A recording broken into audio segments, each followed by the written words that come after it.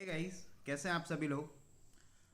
तो दोस्तों, district cooperative bank का जो रिजल्ट आया, बहुत सारे ऐसे बच्चे थे जो डिजर्विंग थे और उनको सीट नहीं मिल पाई, क्योंकि ओवरऑल कट ऑफ जो थी, उन्होंने ओवरऑल कट ऑफ को नहीं देखा, बल्कि सेक्शनल में 40% जो कट ऑफ है उसमें वो चीज़ें देखने को मिली, जिसकी वजह से पेपर निकालना और ज़्यादा टफ हो गया।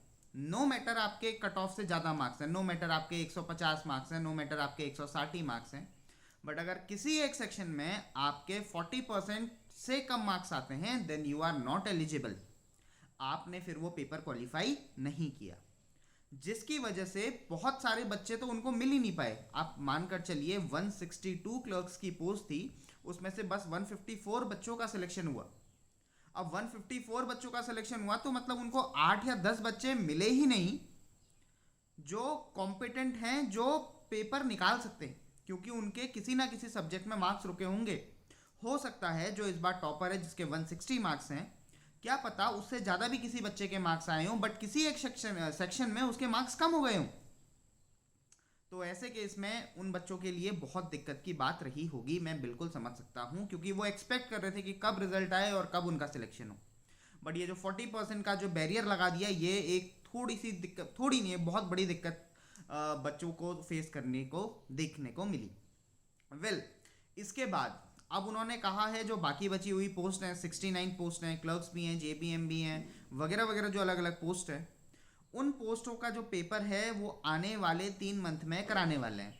अब आने वाले 3 मंथ में कराने वाले हैं तो आप मानकर चलिए आने वाले 1-2 महीने में आपको नोटिफिकेशन देखने को मिल जाएगा फिर से डिस्ट्रिक्ट कोऑपरेटिव बैंक का, जिसमें सिर्फ वो वाली सीटें होंगी जो अभी वो फिल नहीं कर पाए हैं। और कुछ लोग बोल रहे थे वेटिंग लिस्ट के बारे में। देखिए, वेटिंग लिस्ट हो सकता है आए, हो सकता है नहीं आए, ज़्यादा चांसेस है नहीं आने की। रीज़न, क्योंकि अगर मान लीजिए कोई बच्चा आने वाले टाइम में अभी ज्वाइन नहीं करता है तो वो बैकलॉग वैकेंसीज हो जाएंगी, जो कि वो उन 69 वैकेंसीज में और इंक्रीज कर देंगे। आई होप आप समझ पा रहे होंगे, जो अभी 69 वैकेंसीज हैं जो अभी नहीं भरी हुई हैं, उसमें वो वैकेंसीज जो हैं वो ऐड होने की ज़्यादा चांसेस हैं। ऐसी पॉसिबिलिटी है। हो सकता है वेटिंग लिस्ट वो ले भी आए, हो सकता है नहीं भी आ सकती है। एक और चीज़, बच्चे पूछ रहे थे कि सर कौन बच्चे उसमें एलिजिबल हैं जो आने वाले पेपर को भर सकते हैं, जो 3 महीने के अंदर होने वाला है। ये पेपर सभी बच्चे भर सकते हैं। ज़रूरी नहीं कि आपने जेबीएम एसबीएम या क्लर्क कैशियर का फॉर्म इससे पहले भरा था या नहीं भरा था। अगर आपने नहीं भी भरा था या पेपर नहीं भी दे पाए थे, तब भी आप एलिजिबल हो। और हाँ, आपको फिर से जो है फॉर्म भरना पड़ेगा।